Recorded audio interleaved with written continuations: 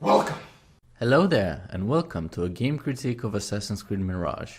This series is similar to my game review series, where I go over and analyze games, but this one will be more thorough and detailed. My previous game review video was lacking the quality and depth to fall under this format, so those types of videos will be reserved for my initial response to a game and will be mostly influenced by my personal view or perspective on it.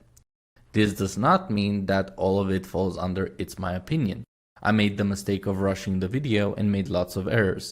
However, the video itself is based in objectivity. My anger and emotions towards the game took the better of me, but they gave me the courage to speak on the matter, so I'll use it to my advantage when the next one comes out instead of letting it be detrimental to the quality.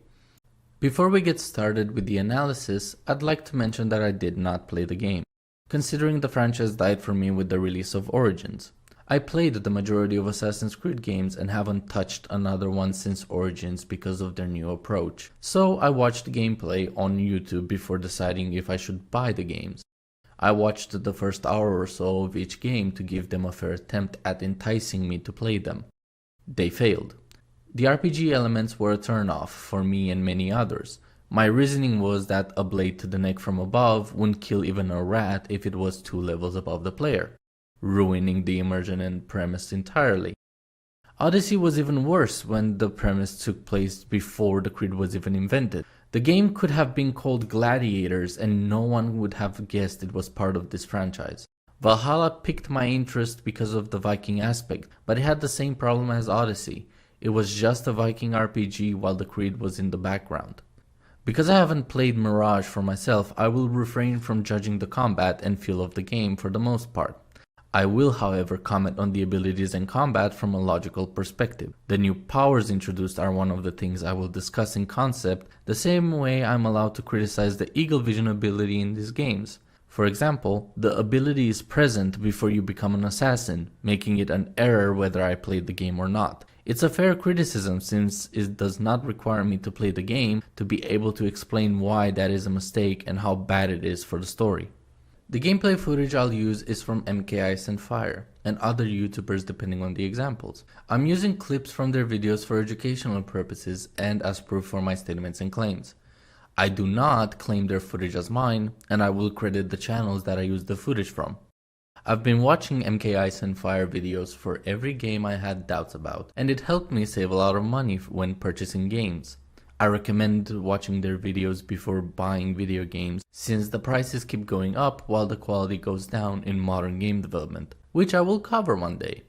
Or the marketing for a game is deceiving. What the hell are you doing here? You think I'd let you do this on your own? Why the fuck you lying? Not many people are willing to buy a $70 game that is of poor quality when there are so many franchises being milked dry with either yearly releases or poor sequels in general. Call of Duty, Need for Speed, Assassin's Creed, FIFA, and many others get released yearly and have no time to improve the gameplay. At the same time, the story starts taking damage due to the lack of time and care. It depends on the situation, but the main point is to get informed before buying something. Let's see if Assassin's Creed Mirage is a good quality game or if it's even worth buying. You asked me once about this memory. I lied. I told you it was lost. I worried the wrong lesson would be learned. As we start the game, we have Desmond's father confess to one of his lies. He lied before in Assassin's Creed 3 when he described his son in the starting cinematic. Better to start at the beginning, with the abduction of Desmond Miles, my son. This boy had no ambition, no direction, no plans for the future. What he did have was a heritage, one he chose to deny. We don't know much of his ambitions and plans of the future, but Desmond was a bartender and an ex-assassin before the Templars caught him in Assassin's Creed 1. You kidnapped me. You strapped me into that thing. Animus. It's an animus. I don't even know you people. Why are you doing this to me? You have information we need, Mr. Miles. Information? I'm a bartender, for Christ's sakes. What do you want me to do? Teach you how to mix a martini? We know who you are, what you are. I don't know what you're talking about. Don't play coy with me. There isn't time. You're an assassin. And whether you realize it or not, you've got something that my employers want. Locked away in that head of yours. But I'm not an assassin. Not anymore. Yes, your file indicated as much. Something about an escape. We can only infer if he chose to be a bartender as the start of a new life, or if it was a necessity for his daily needs. William's perspective of his son falls apart when he claims Desmond denied his heritage. He was an assassin. He even states not anymore in the first game. So he didn't deny it. He tried it, and like most things pushed on people, he chose to leave and live a normal life. For those who ask themselves, why does this matter? My reason is to provide proof that he lied before, or to some extent show him as an untrusted source. Yet he is the narrator introducing the story. The reason I point that out is because William was a horrible father with poor judgment and choices. He didn't care about Desmond's safety as much as he cared for the creed. Him telling us, I worried the wrong lesson would be learned, could be one of those cases. We'll have to judge that for ourselves since he's unreliable and biased. The lesson could be something important to learn about the two factions or this specific story. But so far we have no reason to trust William's perspective on this. We have to judge this for ourselves if at the end William makes claims about what we should have learned from this. But this man lived many lives, and he has much to teach us. Of course, when he came to us, he was little more than a common thief. This sets up Basim to be wise and able to adapt to different roles in his life. There's nothing wrong with the lines on the surface, but it does resemble Aladdin's beginnings of stealing and running through the city. This sets up high expectations when playing Basim's story. He's supposed to be like Ezio in Revelations by the end of the game. Scrambling to survive on the streets of Baghdad, dreaming of a better future. Not just for himself, but for all those he saw suffering on the margins. That sounds like a Robin Hood-esque character, meaning he only steals from the rich and bad people to help the poor. Would be awkward if the pickpocket tutorial was a random civilian. There. The boisterous one. He must have something of value.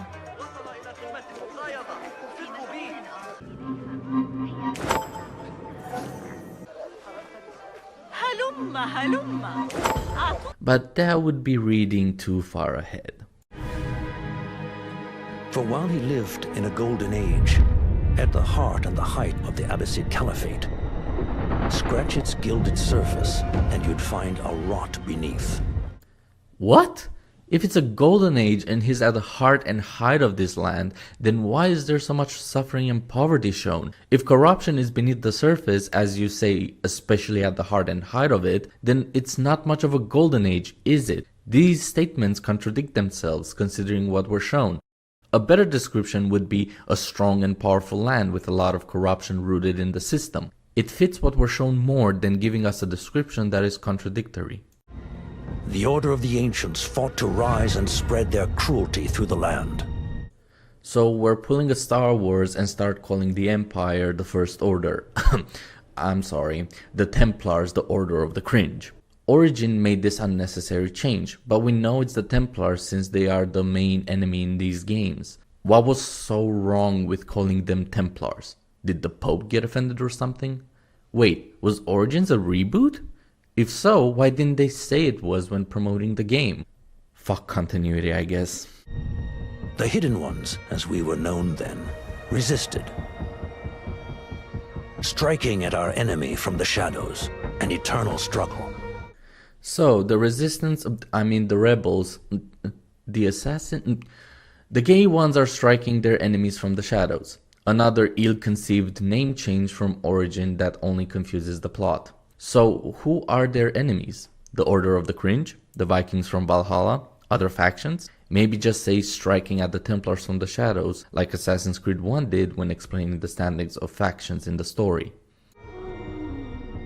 Centuries ago, he was at its heart. Basim ibn Ishaq. He honored the creed. He challenged it. So must we.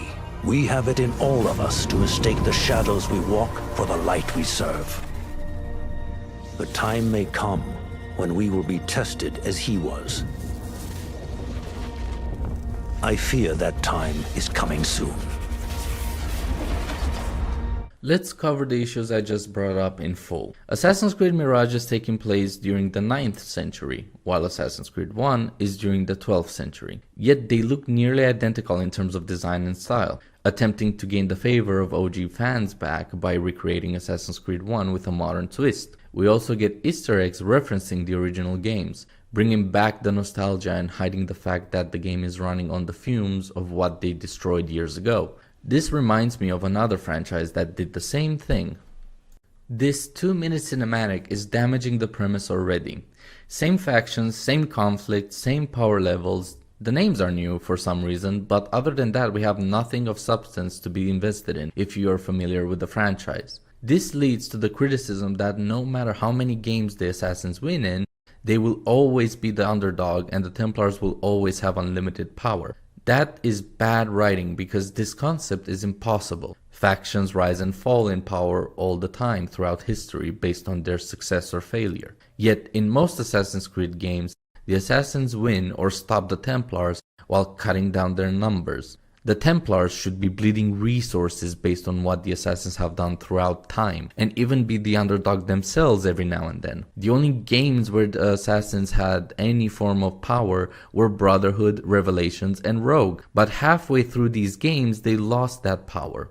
What a useless organization. The Foundation is made out of quicksand, and we haven't even met the assassins yet. On top of that, they wasted the potential of showing us Basim's upbringings that they sprinkle throughout the tutorial with throwaway lines. The main goal with this botched introduction was to make us create the backstory ourselves until we get more information. Yet we have nothing to go off of besides Basim being a Robin Hood / Aladdin salad of a character and the Templars already having control over the city. A strong introduction would have been seeing Basim and Nehal sharing what they like or hate, showing their innocent perspectives as the corruption of the Templars started taking over their city before their eyes, without them knowing. It provides character and world building at the same time, while showing how the Templars managed to get into power instead of them already being in power like in previous games.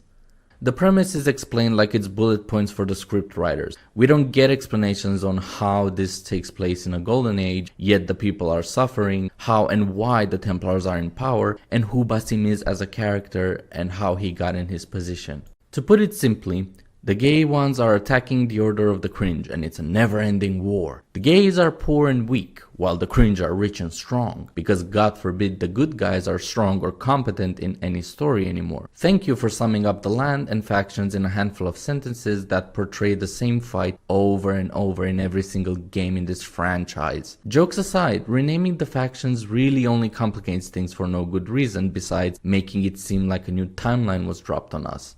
Last I checked, Origins was taking place in the same timeline, so why not use Hashashins as the first name of the creed, since that's the origin of the word assassin in real life. The Ancients is also a better option than what they went with for the Templars. Maybe they should put more effort into the story of a story-focused game.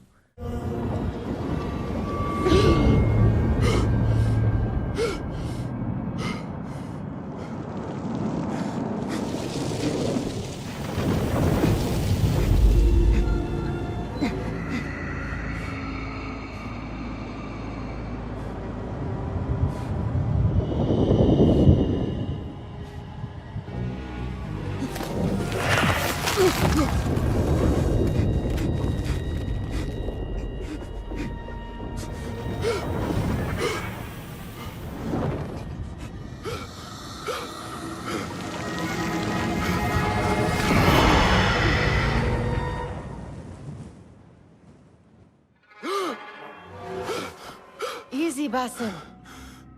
Breathe.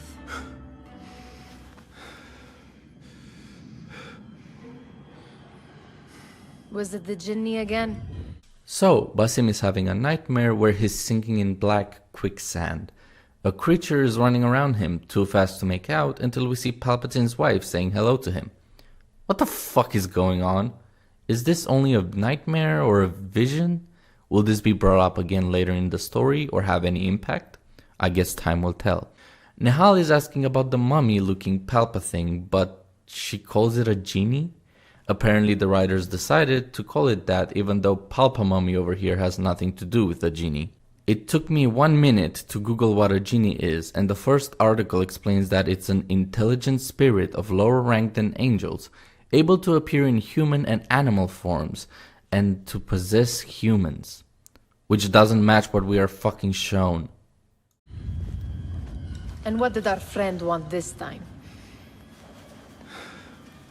To strip the flesh from my bones? Dine on my innards? Never has much to say, yet it leaves its mark. I can still feel it crawling on my skin. Hardly original. You should tell it as much. Forget the Jinni for the moment. So, Basim doesn't know why this happens and shoots down Nihal's interest with a similar line from a galaxy far, far away. A good question. For another time. I don't have much criticism for this part besides being too vague and calling that creature a genie. The day is new. There is work to be done. Derwish has left another contract. Who for? Them again? We would make more money selling water to a camel. Come, Nihal. Where is your sense of duty? Duty does not fill our bellies. No, but it does enrich the soul. I will be outside. Dervish, their boss, seems to be working with the assassins. We don't know why that is, since Nihal is claiming they don't pay well and that selling water to a camel is more profitable. So the assassins are cheapskates. Good to know. Basim claims they do it for duty, which is honorable. The assassins don't pay well, but at least it's for the greater good. Basim admires that and he's willing to take those contracts for the cause. But Nihal makes a strong point. Duty doesn't fill our bellies, which based on what we have seen so far, it's more important since you're both thieves. You can't run on an empty tank, especially if running from the guards of the city and getting caught means death. Basim knows this unless he's been starving himself for a greater good.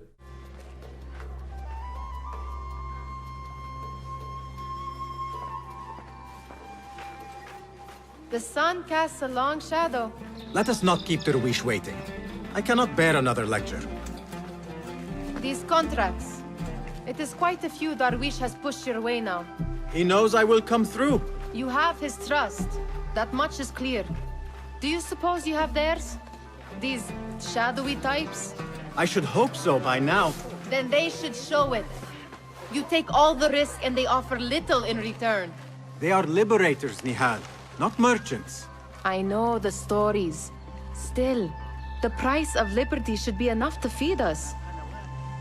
As they walk towards Dervish's shop, Nihal points out how Basim has been the one taking contracts from the assassins for a while now, and tries to establish they have a positive history, while making criticism of their pay and lack of trust in Basim. This would have been better to hear from Basim himself, while Nihal was asking curiously about these contracts only he gets. He then complains that he's not being trusted or paid well, but he says he's willing to do them for the cause.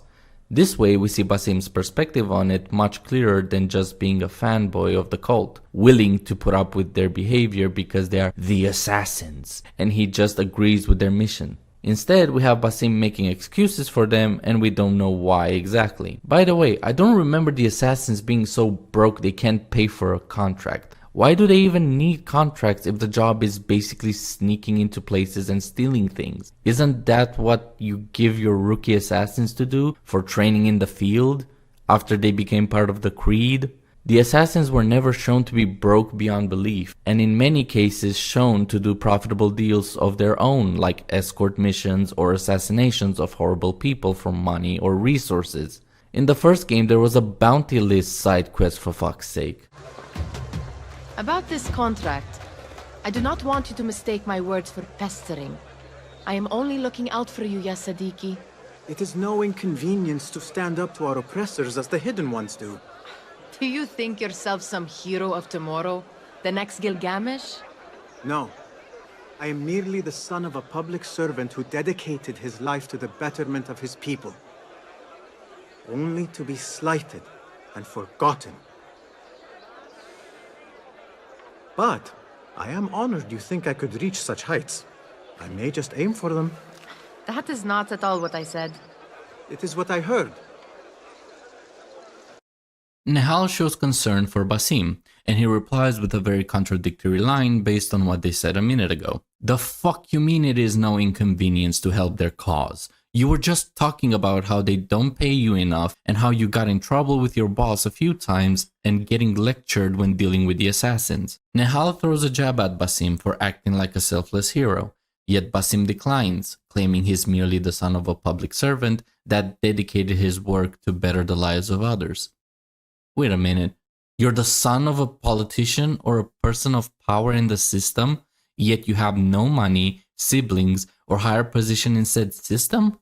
What happened to your parents? Where are your parents? Were they killed? If so, considering you know about this, you should have been killed too for no loose ends. Unless the assassin was one of the gays doing a shit job. Or, option 2, you were sold or given away during that time for protection, meaning there's no way you could have known unless your guardian told you. Are your parents still alive? Slighted and forgotten doesn't mean dead or poor. Did they not save money? Did they not have support from the people they helped? So many unanswered questions from 2 retarded lines to explain Basim isn't a hero, but a kind soul, helping without seeking compensation or popularity. How selfless.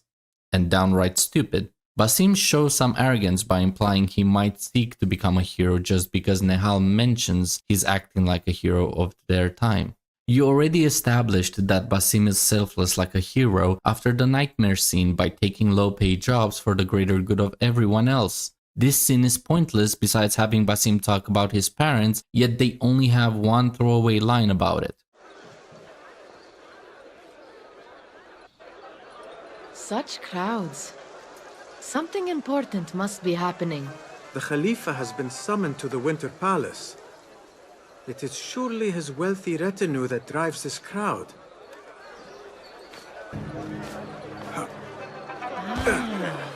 Perhaps they're in the mood to offer donations. Ah, I see your meaning. A little sleight of hand to sharpen our wits.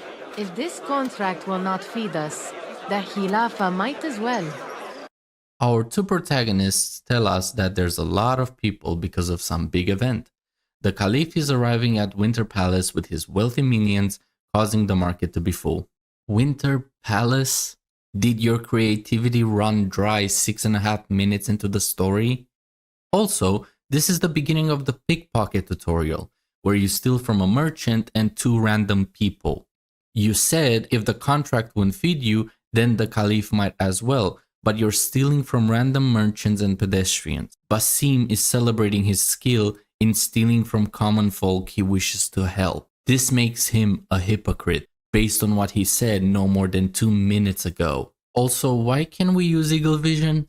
He is not an assassin yet, and he has no bloodline link to them for the poor excuse that it was passed down from his father. Other games did this, but the protagonists were connected to the assassins directly when shown this ability before meeting the creed. Maybe everyone can use Jedi mind tricks. Eagle Vision. That merchant has left his purse on the table. An easy one to begin with.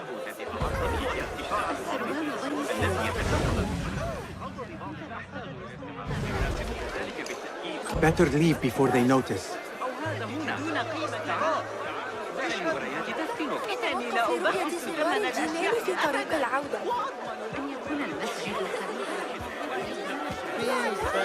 Ready yourself. I will pick them out. A keen eye and an agile hand. A formidable duo.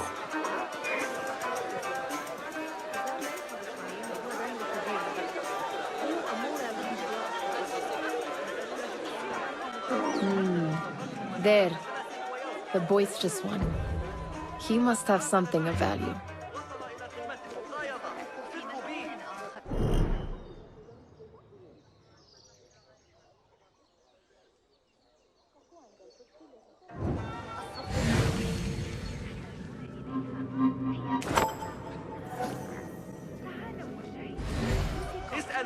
Sneaky, sneaky.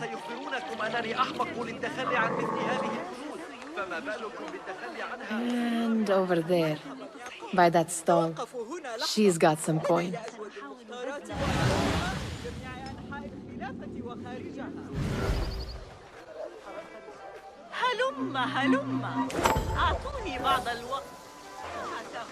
Well done. You truly are the master thief of Anvar. Is that jealousy I hear? Hardly a great looter of purses. Insufferable. Come, we are late to Derwishes. Why. Here is the lazy boy. I've been waiting on you. Someone has to plan our meals. Hold. Food. I would not flaunt that around the markets. Trust me. Go to Zaida's. She uses lots of butter. That she does. You look weary. Are you well? It is nothing a little adventure will not fix. What do they need? A shipping ledger at the harbor. It is worth nothing by itself, but the information it contains is valuable to them. This is child's play. Do they not have anything more difficult? I can do more. Never mind your ego. The Khalifa's guards are here in number, and you would do well to remember that. You worry for me more now than when we lived in Baghdad. My worry is the same. I've only grown too old and too tired to hide it. Bring the ledger back here, and do it swiftly. We have not talked about my fee. And we won't. Not until the deed is done. You know how they are. Shocking. He is just a messenger. And you are still an errand boy. You can do this one on your own. After stealing from the poor, we head to Dervish's shop, where he describes Basim as the lazy boy. Odd to call him that considering he's asking for tough jobs and doing a lot of work for basically free. He even claims that the contract he just got is too easy even for him, a low-level thief. Dervish scolds Basim by telling him to watch his ego? Basim is shown to be eager or headstrong, but so far he hasn't really shown any ego. When Basim asked about the fee, he gets shut down on the topic until he gets back. Nehal is not surprised about it like this happened before. Let's break this down a bit more. Why aren't the assassins handling this mission if it's so easy? No, the argument that it's such a simple task it's not worth their time is rubbish. We are shown a few minutes later what they are trying to steal, and it's very important for them. Hiring a common thief can get them the ledger without it being linked back to the assassins. However, if he or she gets caught, the guards will be on higher alert the next time, making it pointless and stupid.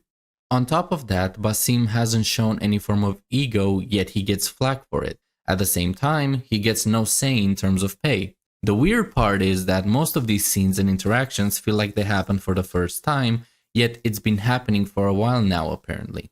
Dervish saying, "You know how they are," shows this topic was brought up before. Nehal saying that Basim is only an errand boy after encouraging him to ask for more money is conflicting to say the least. She pushed him to ask in the first place, yet smacks him down like he's asking for more on his own and just being egoistic. What the fuck is up with these NPCs? They are not characters, they are dialogue dumps with short-term memory, changing their views on a whim. What was the final tally of what we received? 16 crates, 1 chest, half a dozen satchels. Only 3 crates remain last time I checked the ledger. Give their handlers until tomorrow evening. If they don't show by then, we must assume they've forgotten about their wares. Open them up. Keep whatever catches our eyes. Dump the rest. There. That may be what I'm looking for.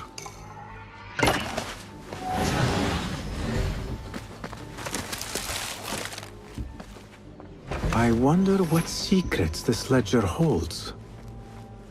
Maybe I can get the old grouser Derwish to squeeze a hint out of our contact. Still in one piece, I see. It was all too easy. How the stench of pride seeps from your pores. We could use some eyes around the city. I'll see what I can do. She looks important. You should haggle for a better fee. Ah, Basim, what timing?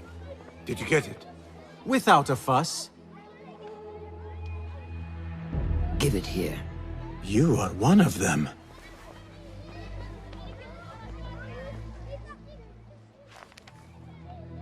There. It looks as though it was delivered this morning. You're certain it is the chest you seek? I am certain. Pay the boy. You need something stolen? I am your man. Derwish can attest. He has given me all your contracts. Then you have done your part. I can do more. 2 of my best men died in this pursuit. I doubt a street thief would fare much better. Then let me join you. You have 2 openings.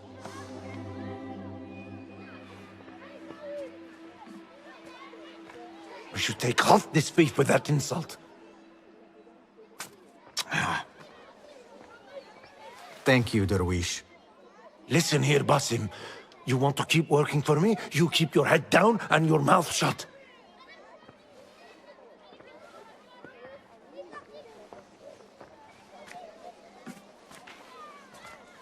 As we return from the dock a few steps down the road, Basim returns with the ledger and meets the assassin that ordered the contract, asking Dervish for some eyes around the city. Apparently, the assassins are so outnumbered or scared, they need common thieves and kids to scout for them. This made sense in Assassin's Creed 2 since Ezio was starting the Creed from scratch in Templar territory. But it makes no sense here because we are shown later they have quite the group in the canyon hideout.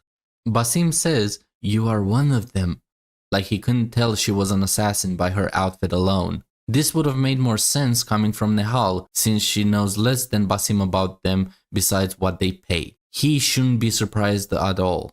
We get confirmation that Basim has done all their contracts, and he asks for more from the assassins. Roshan says no because 2 of her best men died in this pursuit. This calls into question her ability as a teacher and the capability of the assassins to do their job as liberators.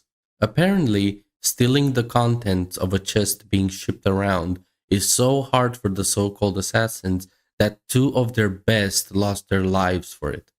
What the fuck is the Creed anymore? Ezio started with nothing but his mother, sister, and a warrior uncle named Mario that taught him how to fight in Assassin's Creed 2. Connor revived the Creed in a place cut off from support and resources of the Creed in Assassin's Creed 3. The gays can't rob a bloody chest or steal a ledger from the docks, yet they have the nerve to say that a street thief wouldn't fare much better. Why do we care about their success again? Dervish says he should take half the fee for Basim's insult, yet Basim is kinda right. Assassins hired him multiple times, and considering he's still alive, he succeeded in his tasks. Also, the assassins are asking for more help and have been shown to be poor payers, so why even help them at all if it's bad for business? Basim has proven himself based on what we know that he's a valuable asset to Dervish, so why don't understand why Dervish is so angry at him? Why does Basim keep working for him? Why must you embarrass yourself like that? Like what? Like a beggar. Desperate for them to notice you. Desperate? Nihal, I am good at what I do. That woman would be lucky to have me. But she does not want you. You are a street thief with dirty feet. So why bother? Why keep pushing yourself down this path? Because being a street thief is not the peak of my ambition. I have more to offer this world than my nimble fingers. They just cannot see it yet. Nehal is angry at Basim for embarrassing himself, which she has no right to say considering she keeps pushing him to ask for more. Basim so far has been competent, a little eager and arrogant, but effective nonetheless, like Altair was at the beginning of his story. Her calling him a beggar and desperate for the assassin's approval is correct. Why would he want to work with the people that fight for freedom, yet they have achieved nothing so far and underpay him for their jobs? Basim counters by saying, being a street thief is not the height of my ambition. Yet he doesn't seem to try and change that besides wanting to be part of the assassins. We are forced to believe Basim is a pure soul, yet we are shown so far that he's a good thief that steals from the people he wants to help. Almost, Jessup.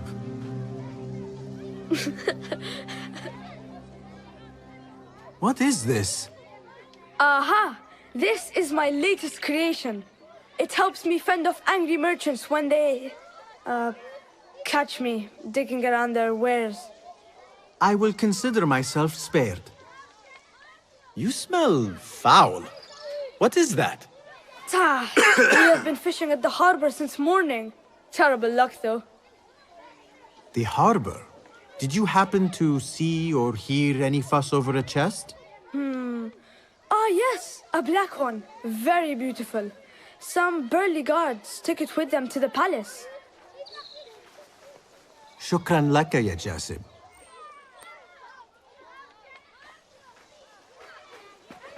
As Basim and Nehal discuss, a kid tries to steal from Basim, but unlike previous games where this would turn into a chase mission, it's actually one of the kids working for Dervish. Basim kinda encourages him by saying almost, while smiling proudly at him, implying this isn't the first time the kid tried. Considering Basim knows the trouble one can get into by doing this job, one could assume he'd warn the kid that it's dangerous and foolish to go down this path. The kid even created a slingshot, showing he's crafty and thinks of solutions for his problems.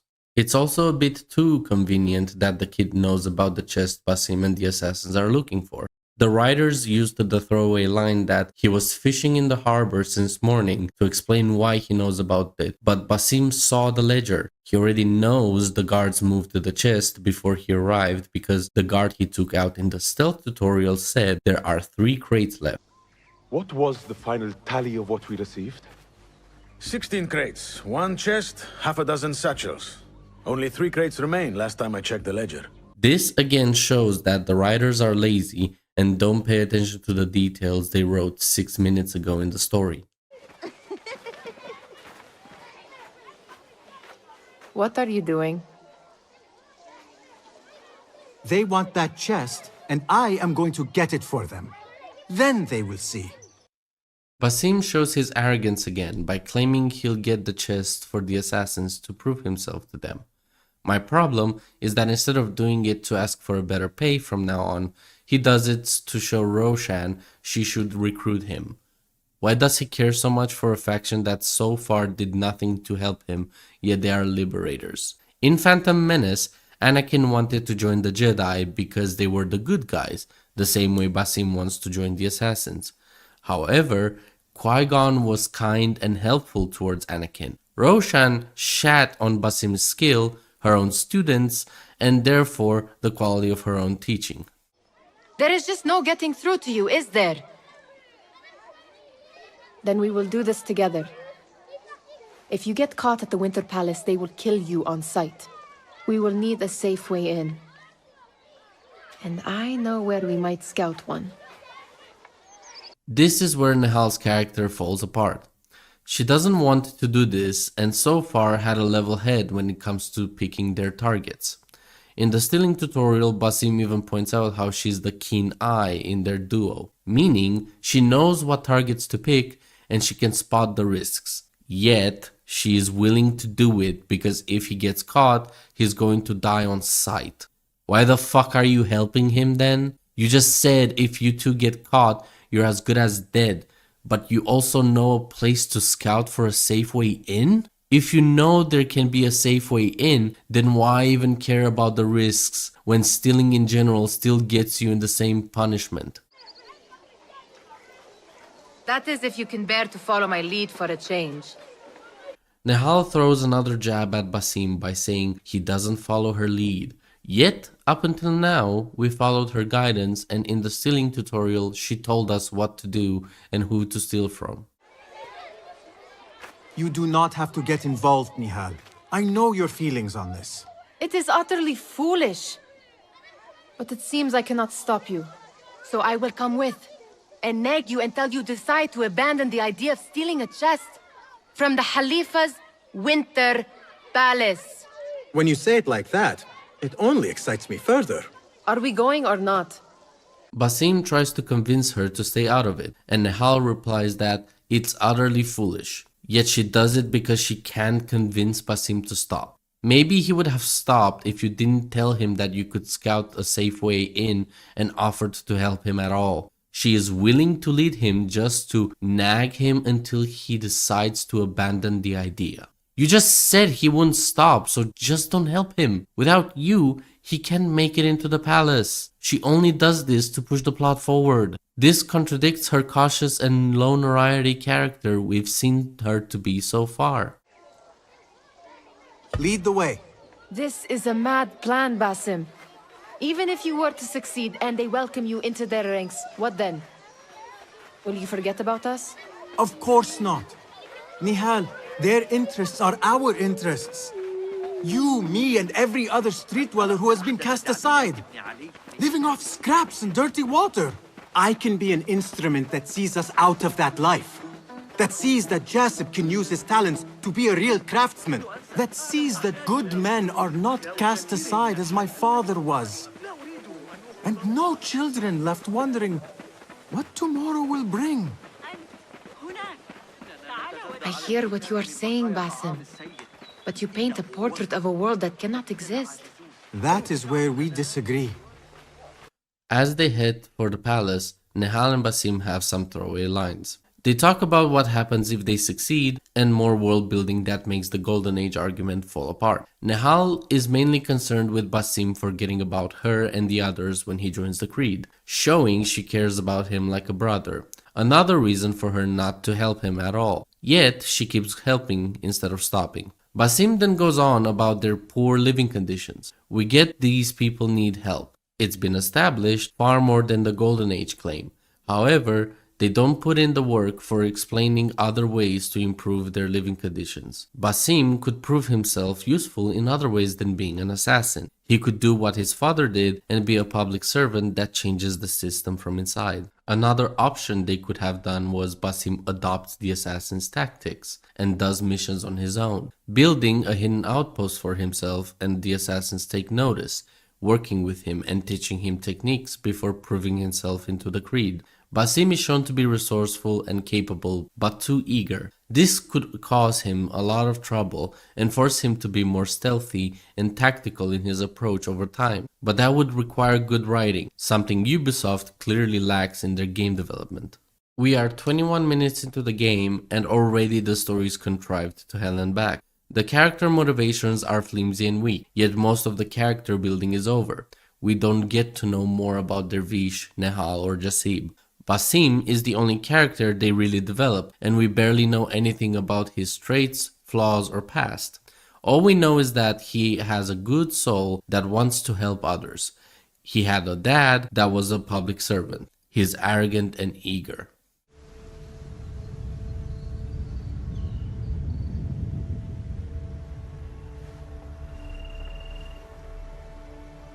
Does where you stand not awaken fond memories?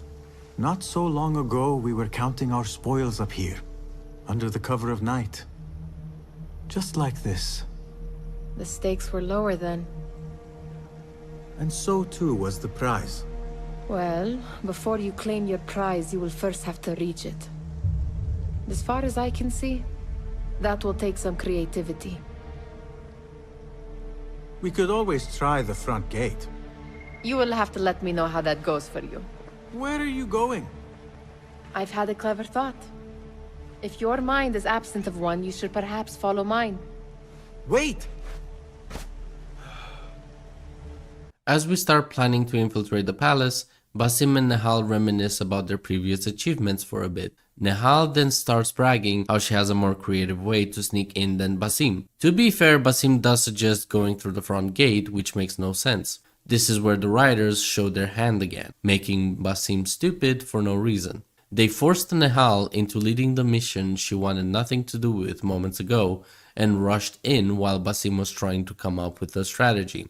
This is to make Nehal look like the more capable one, even though we haven't seen her skills in action. Why doesn't she just tell him where to go? What does she gain from going in with him? An argument would be, well, she wants to keep Basim alive. I already covered that the only reason all of this happens at all is because Nehal is helping him in the first place. Two common thieves sneaking into a palace isn't impossible, but highly unlikely and dangerous. Yet they do it like a stroll in the park because the guards are blind and deaf.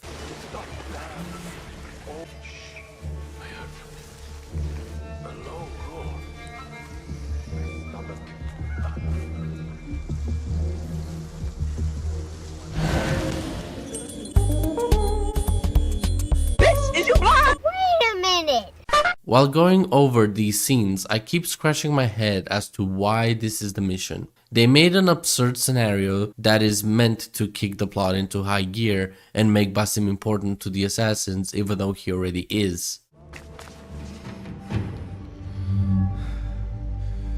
The Khalifa appears unsettled.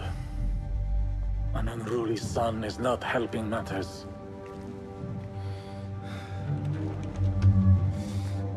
The young man is eager. It's his first time in the palace, is it not? Let him wander, I say. Cater to his needs. This is about to be great for Here they are. Come.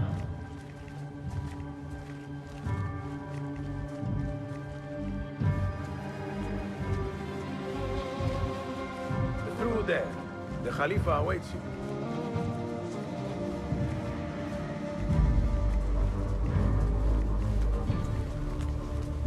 They have arrived, Mawlay. Out, all of you. I am to meet with them alone. Father, let me stay. Take him. Looks heavy. We'll never get it out of the palace. Then I will just have to take what is inside. Gentlemen, welcome. Everything is in order.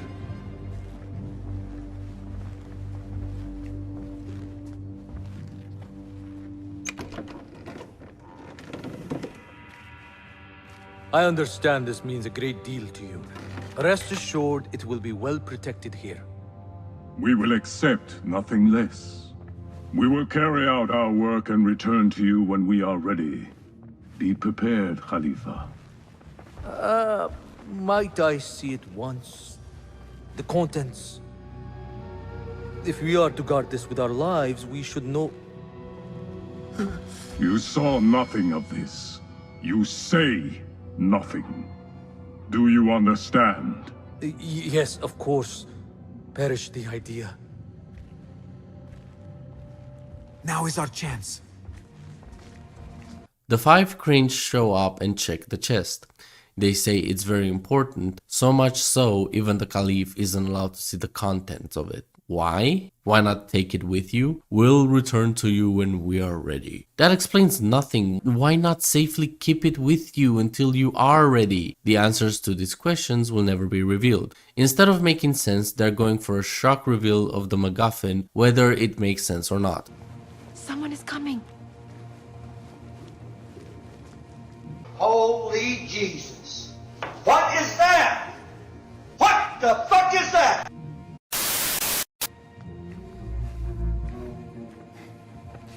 All right, Basim. Open, snatch, run. Basim, hurry.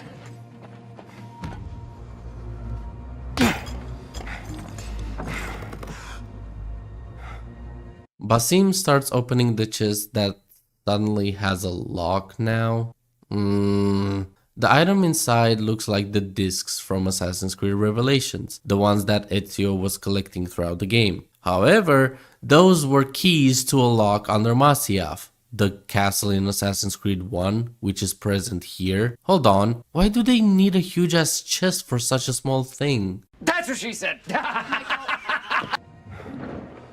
Basim!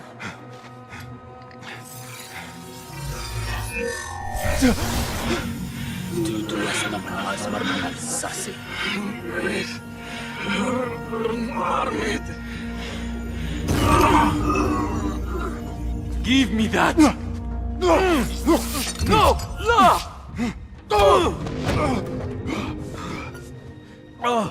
Do you have any idea what they will do to me? Please, I am sorry. Basim grabs the disc and a projection starts playing as someone is approaching. Basim is distracted and the Caliph grabs him out of nowhere, making Basim throw the disc on the floor, breaking it. What? Why did the disc turn into a cinema? Did this happen when someone put it in the chest? Can you replay the recording? Does it have more information on it? This is your fault! Stop! Please! You thieving little rat!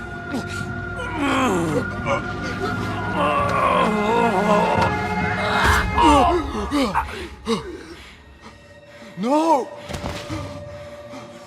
Run! Nihal, wait! Father! Get that boy! Nihal is nowhere to be seen. She just despawned or perhaps she ran away, leaving Basim behind. The Caliph strangles Basim and out of nowhere, Nihal pulls an Arya Stark appearing out of thin air and kills the Caliph. What the fuck? Where did you come from? Why did you hide and not warn Basim? Why didn't you just smack the bastard to reality and pull him away to get him moving? Why didn't you stop the Caliph sooner? I'm sick of this stupid trope where shit hits the fan right as the hero succeeds. Not only is it cheaply done, it makes the story feel longer than it needed to be because of the lack of logic put into it. Please stop making this stupid scene in so many games and movies. All it does is make the player or viewer think the characters are stupid and less believable. There are ways to do this right, but that requires proper setup, skill, and redrafting to make sure everything makes sense. You need to make sure that any other outcomes are impossible. The setup in this case is the sound that someone is coming and Nihal points it out. Basim stopping to watch the hologram doesn't make sense because he knows the risk of getting caught and that he doesn't have time to Pikachu face in front of the chest. Another major problem is that the disc starts the hologram as soon as it gets picked up, meaning that whoever touches this thing can see the hologram if they want to or not. Did it activate because it was Basim specifically that held it? The disc and Basim acting this way is the only reason they get found and the Caliph dies. How convenient for the plot that the Caliph is here and not a bunch of guards to move the chest in a vault. If the latter happened, Basim and Nihal would be dead. The Caliph came back to the room, but he was escorting the 5 cringe out just moments ago. How is he back so fast and why? Why didn't Nihal and Basim grab and go? Fuck whatever the shiny thing is showing you. You're gonna get killed if you're found, so put it in your pocket and run for fuck's sake. Of course, the son gets to witness this for revenge later in the story or something. On top of that, the escape from the palace is running straight. How fucking convenient. The chase runs like any Assassin's Creed game where you get found in a cutscene then run away from a big army you can fight against. Also, why does the AI always know where you are when hiding?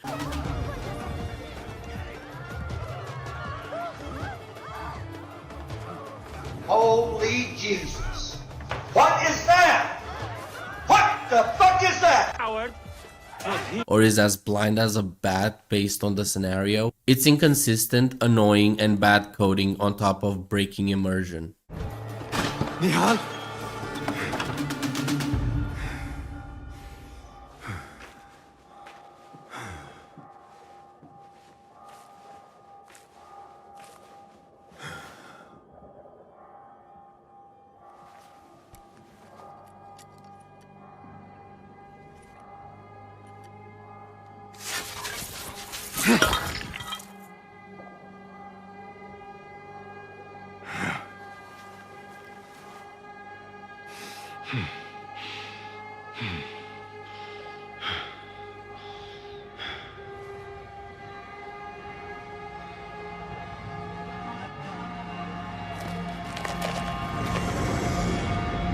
No!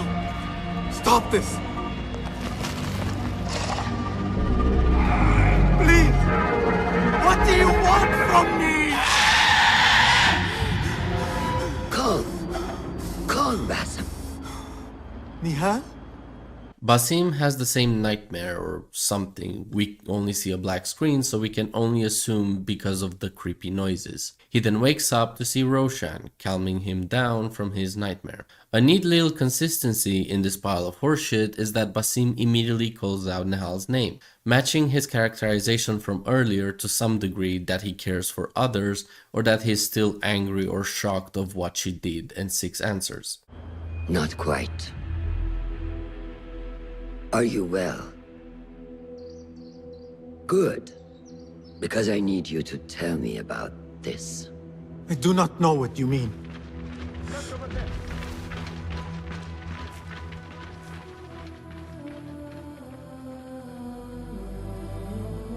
Tell me what happened. Silence is not your ally here. It is not silence. I cannot explain what I saw. That object. It did something to me. I was somewhere else. Cold and frightened. Before I knew it, the Khalifa had his hands around my neck. It was an accident. I did not mean for... Just wanted to help. We need to get you out of here. I have a boat at the western docks.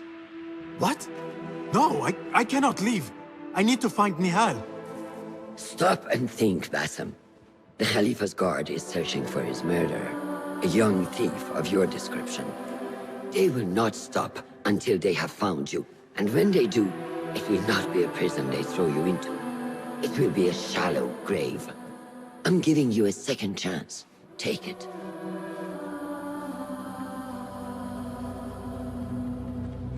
Nihal, Derwish, they are all in danger.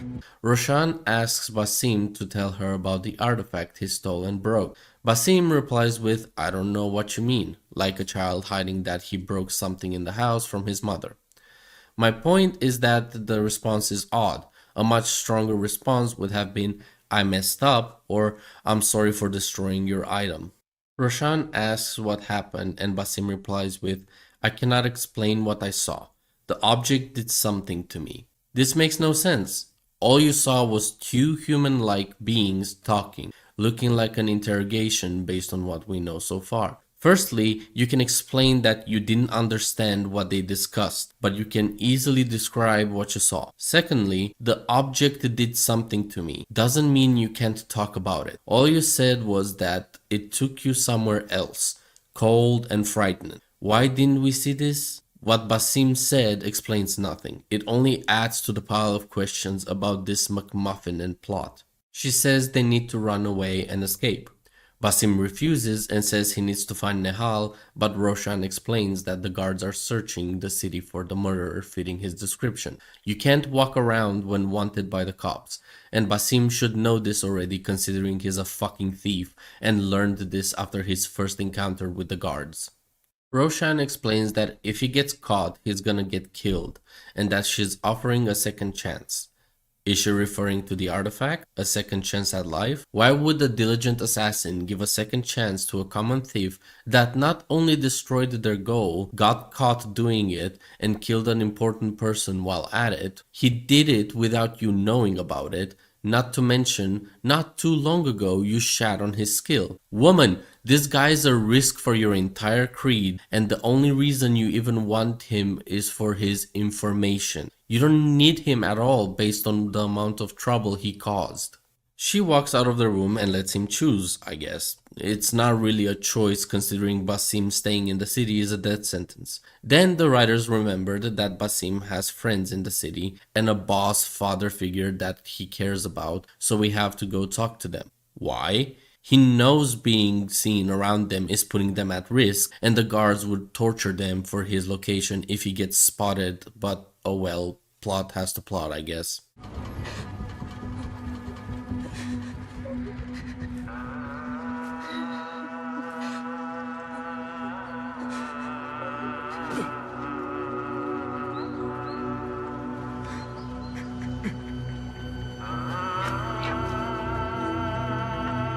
Basim arrives at their vicious place and finds everybody dead and tied to poles, birds eating at their flesh. This scene was well animated in terms of showing us Basim and other people's pain as they witnessed this horrific act of murder at the hands of the city guards, proving once again that the city is ruled by monsters that subject the people with an iron fist for those who oppose the rulers. It also shows a simple lesson: rash actions can lead to dire consequences. Having said that, this scene is utter bullshit. Why did the guards kill them? How did the guards know they were working with Basim? How did they know these people had any information or involvement? How did this happen overnight? This scene is only to invest the player to feel Basim's pain, but my investment jumped out the fucking window faster than a suicidal cat on catnip on Nos from the Fast and Furious franchise. The game up to this point tripped and stumbled over its own story, characters and rules. The only reason this scene exists is to give Basim no reason to stay at all and seal his choice to go with the assassins. Basim! Avert your eyes! There is nothing we could have done. Nothing! If the Khalifa were alive, this would not have happened! Watch where you point your blamey little finger, Basim. It was your idea to steal from the palace. Also that you can impress your cunning friends. I saved us! You killed them! You did this! It came from over there! I hope I never see you again. Hurry! Nehal finally shows up again to tie the last loose end, keeping Basim here. She claims there was nothing they could have done, and Basim for once speaks what the player is thinking. If Nehal didn't kill the Caliph, none of this would have happened. Nehal gets angry and tells him to watch where he points his blamey little finger. Bitch, are you insane? You are the reason all of this happened. You led him inside the palace, you vanished when Basim was found with the frisbee, and when the Caliph tried to kill him, instead of pushing the Caliph away from Basim, you killed the Caliph. I've never in my life seen such a retarded response to a sentence that wasn't even blaming Nehal directly. All he said was, if the Caliph was alive, this wouldn't have happened, which is true. Nehal bitches how this was Basim's idea so he could impress the assassins, but she saved them. This would be correct if you omit the fact that you led the mission and killed the Caliph, you walking tism. Basim pins the blame on her fully, which is not exactly fair. That being said, her tarded decision to kill the Caliph instead of pushing him off of Basim is the reason this massacre happened at all. If the Caliph was alive, they would be wanted criminals, but wouldn't get anyone else killed.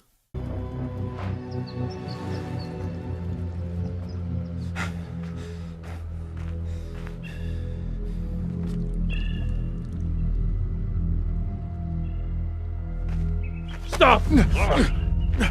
Is it him? I think so.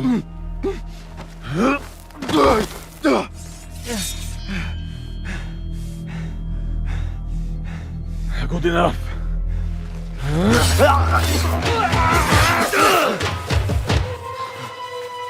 Move.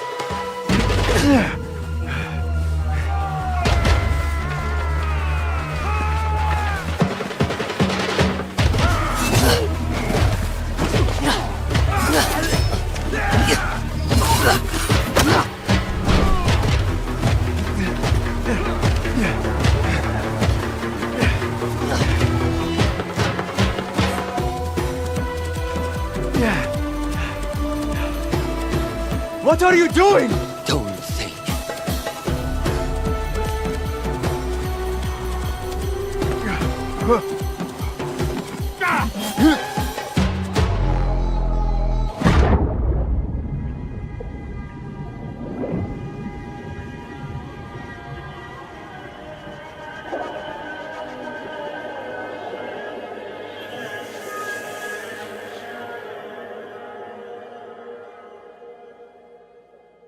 Basim arrives at the docks just in time when Roshan's knock on her own boat. He then gets caught by a guard that spawned behind him. As the guards are about to strike, Roshan kills them to save Basim. More guards show up from places where there were none, and the ones we saw as Basim approached the docks are gone. Continuity used to be a thing. Instead of going for the boat, Basim and Roshan climb a nearby tower, cutting through more guards. The ones that vanished moments ago are back. They even brought friends with them. How unlucky. They reach the top of the tower and Roshan tells Basim to not think, as she does a leap of faith into the water down below, near a shore. I wonder how deep that water is. Basim gets forced by the guard attacking him to fall backwards in the water. Then we get the generic side shot of something or someone falling in water. Apparently, this river is as deep as an ocean. Basim sinks into the depths of a scummy game development studio named Ubisoft. Truly a Ubisoft original. Holy satanic fuck, this beginning is garbage. And that's all we get for now, setting up the story of the game. No, I'm not kidding. Everything we just went through was supposed to be the world building, character development, and setting up motivations for said characters to go further with the plot. The tutorial stage of this game ends roughly 1 hour and 15 minutes after starting the game. We are 40 minutes into MKIceAndFire's video, and the other 35 minutes is dedicated to introducing the assassins. Let's go over the dogshit writing we just covered. We start with the contradictory narration from William about the world and Basim to set up the premise. He describes the Abbasid Caliphate as a golden age at the heart and height of it, but it's rotten at the core. The first definition of golden age is an idyllic, often imaginary pastime of peace, prosperity, and happiness. The game shows poverty and suffering all over the place, and the characters shove it in our face throughout the first stage of the tutorial. As I stated at the beginning of the analysis, this is contradictory and incorrect. The second definition of golden age is the period when a specified art or activity is at its peak. This only kind of fits if said specified art activity is stealing, corruption, or murder. Those are negatives, while golden age is mostly regarded as a positive meaning, and that's how the narrator uses it. It's like saying the French Revolution was a golden age.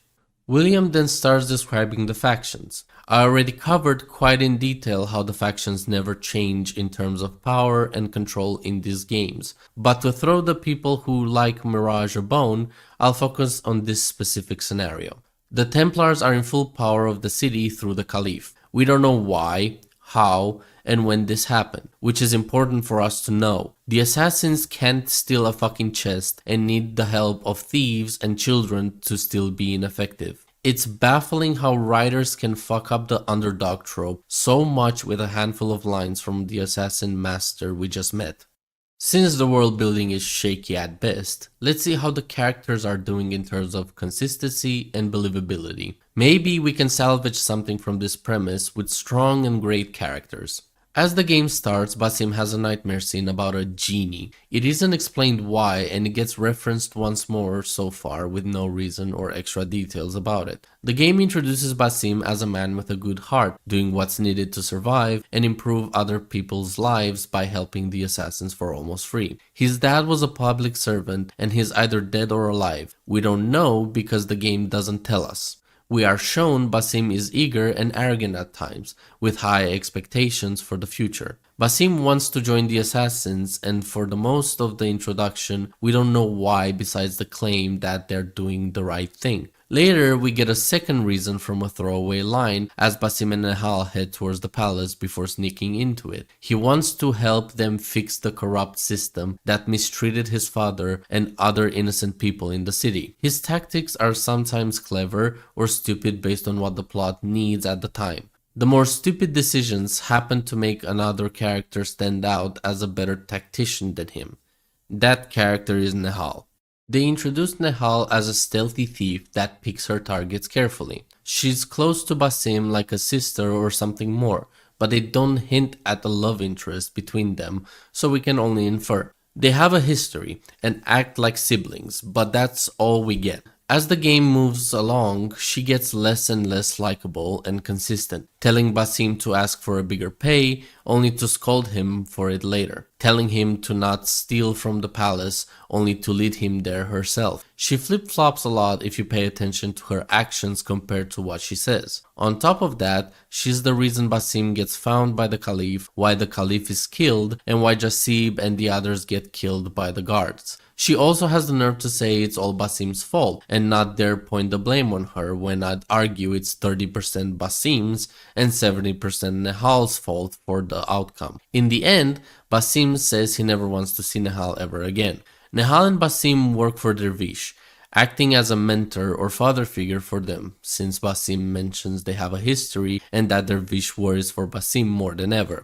The problem here is that Dervish is scolding Basim for wanting more in terms of jobs, payment, and status in life. This makes Dervish a bad role model that stagnates people's potential by teaching them to keep their head down and do as he says to stay alive. Neat sentiment and lesson, but the execution and context make it a horrible one to learn. It's like your boss telling you to not strive for a better life and to just shut up and do the work he tells you to do while he's making shady deals and barely pays you. We then meet Jasib trying to steal from Basim. He was introduced for two reasons. To tell Basim where the chest is, even though he already has enough information where it could be. Basim saw the ledger and he overheard the guards at the dock saying that the only cargo left to deal with are 3 crates. The second reason is to Oscar bait the player when Basim finds him and the others killed by the guards, so Basim has a tragic beginning to feel for as an audience.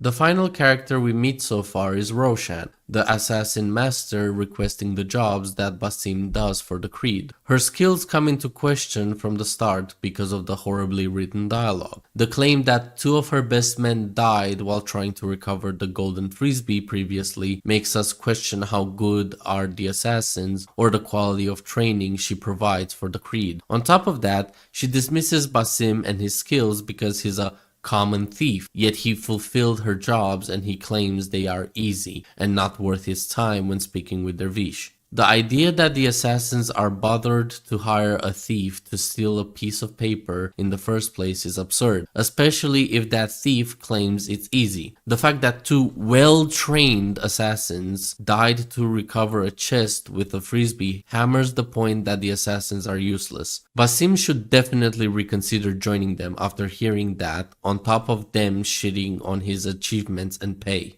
And that covers the characters. But Leo, what about the Caliph? The Caliph is a plot device more than a character.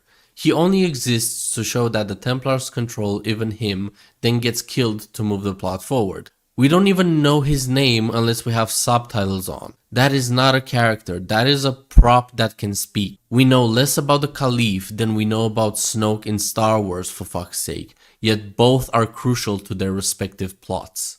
So, the world building and characters are written by kindergartners. Maybe the plot is well written and consistent enough to save this pile of shit. It's not. 2 thieves sneaking in a palace like it's a walk in the park is tarded and tests one's suspension of disbelief to the extreme, especially when shown the amount of guards. Most of them should have spotted our protagonists from start to finish, but the AI seems to be coded blind or something. I'm not saying the previous games did it better, but the AI detection quality stayed the same or dropped throughout the franchise, while other games raised the bar of quality when it comes to stealth and detection mechanics in video games.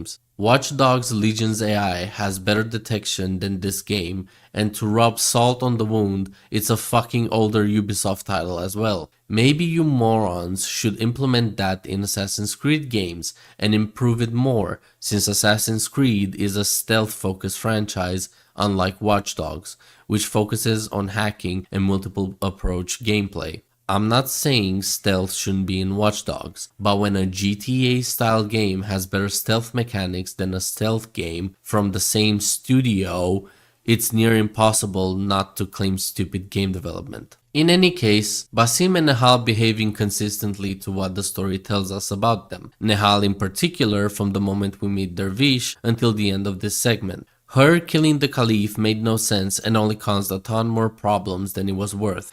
After the palace fiasco, the characters witness the brutality of the guards, which makes no sense. The guards didn't know who Basim is at all. They only have a visual description of him, yet they kill Jasib and possibly Dervish, even though they don't know their involvement at all. If Jasib or Dervish told the guards about Basim, they wouldn't be killed for helping them find the one responsible. Hell, they could have lied to the guards that they know nothing and they wouldn't be able to tell. It was only done for the shock factor and to cut Basim from this place he calls home. Roshan wanting to recruit Basim after he fucks up the task is also stupid because she earlier dismissed his skill. The only failed mission that we know of only enforces what Roshan thought of Basim earlier, and she shouldn't care at all. In fact, she should be kinda glad Basim destroyed the disc and kept it from getting in Templar hands. For all we know, that would have been an acceptable outcome for the Creed, and she seems to only care about the chest when we first meet her. Guess the Liberators part of the job isn't important at all for the assassins. What a shame. The problem with the story isn't the premise at all. We can keep the characters, location, and factions the same. The problem is the execution of the story and its connecting tissue. For example, a golden age that is only poverty and suffering, making the Caliph pay by stealing from the merchants and people. The assassins are liberators yet can't afford shit, and no one seems to have been liberated by them. Basim's dad was a public servant, yet nothing we've seen so far backs that up. Nehal pushes Basim to ask for more, yet scolds him when he does. The Templars not taking the frisbee with them. The Caliph spawns back in the throne room with the chest seconds after he starts walking the Templars out of the palace. Nehal vanishing from the room only to spawn behind the Caliph and kill him. The guards killing people that don't match Basim's description. Roshan offers Basim a second chance after fucking shit up. Nehal denying any form of responsibility for the bullshit outcome. The list goes on the more you pay attention to what is said and done, if you go through it with a fine-tooth comb. Most of these problems can be solved with better dialogue and exposition compared to what we got, but that doesn't solve all the problems like the power of the factions, the possibility of sneaking into the palace filled with guards that are on high alert because important people are arriving, and the bloodbath the guards made at Dervish's place. There's many ways to rewrite these events to fit in the story better. I could spend hours discussing fixes to the plot, but my main goal is to point out the problems and their impact on stakes, consistency, and possibility. On top of that, I'm also taking in consideration how the characters should react based on their traits and descriptors in these scenarios. The story is crumbling under the weight of so many issues piling up. This concludes part 1 of the Assassin's Creed Mirage critique. It was a horrifying and tedious process to deal with. On my first viewing, I spotted most of these mistakes and pulled me out of the premise almost immediately. The lack of care for the story, characters, factions, and world building really came through when I decided to do this in-depth critique series. The more I rewatched and paid attention, the bigger the problems became, while new ones arose when keeping track of the rules set up as the game went on. The word lazy popped up a lot in my head as the scenes went on, with no regard for what came before or what logically should happen next. Before the game came out, I heard the claims Ubisoft made about fixing the franchise by going back to their roots. That made me happy and interested in the game, but when the trailers and gameplay footage came out, my happiness turned into worry. Ubisoft clearly tried to recreate Assassin's Creed 1 with better graphics. Me and my friends covered Assassin's Creed Mirage footage before release on my podcast, where I stated that it would be a cheap knockoff of the first game. I also said I hope the game will end up being well made, with the worry that they might fuck it up based on past development from Ubisoft. I decided to make this series because of the lies promoting this game and how shit game development has become nowadays. Games start costing more and more because of the bloated budgets and number of people on the project. Quantity over quality is becoming more and more of a problem in media creation, while the mentality, throw more money at the problem, is now an industry standard. That basically sums up part 1. I hope you guys enjoyed the video despite its length. I will start working on part 2 as soon as I can, and it may be a while until it gets released. As stated in the intro, I want to give the game my best analysis, and be fair, which requires a lot of time on top of my full-time job. Look forward to more content from me in the meantime, like live streams or funny moments videos with the gang. This series will be made in parallel to my normal videos, and I won't stop working on it until it's finished. From this point on, I'll be sharing thoughts I have about media and game development for those who are interested in my opinions and perspectives. For those who are only here for the objective analysis of Assassin's Creed Mirage, the video is over. While discussing the quality of video games with others, I often heard the statement, "Just play other games then." You may regard this as a straw man, but I'm only sharing an argument I personally encountered. To those who do use this argument, I find it insulting to abandon a franchise you grew up with just because the people making it are indifferent and make the quality drop through the floor for profits or cheap spectacle. I'd much rather analyze and give constructive criticism that other people can push forward to the ones in charge, because I'm tired of having to abandon franchises I used to love. Need for Speed being a good example among many. Marvel and Disney in general are going down the shitter at Mach 10 because of the political messaging and low bar script quality. The How to Train Your Dragon franchise gets this disgusting treatment in a sequel show that undoes almost everything the story of 3 movies, 2 Christmas specials, and 2 TV shows build up to that point. Boruto, being an unwanted sequel of Naruto, takes the beloved characters we watched grow, gets slammed through the mud. The list goes on and on. I watched characters and stories I hold dear to my heart get destroyed, changed, or outright assassinated to push a different direction based on modern beliefs or someone's twisted story that got greenlit. I started getting more and more angry at the lack of standards. Today, all it takes is to release a cinematic trailer to get people hyped for a game, yet if you take a closer look, not much has changed from the previous release. Pointing that out makes many people think you're just a hater or a negative person overall, apparently. I miss the time when movies and video games were made with passion and love for game development or storytelling. Thank you for watching and have a great day.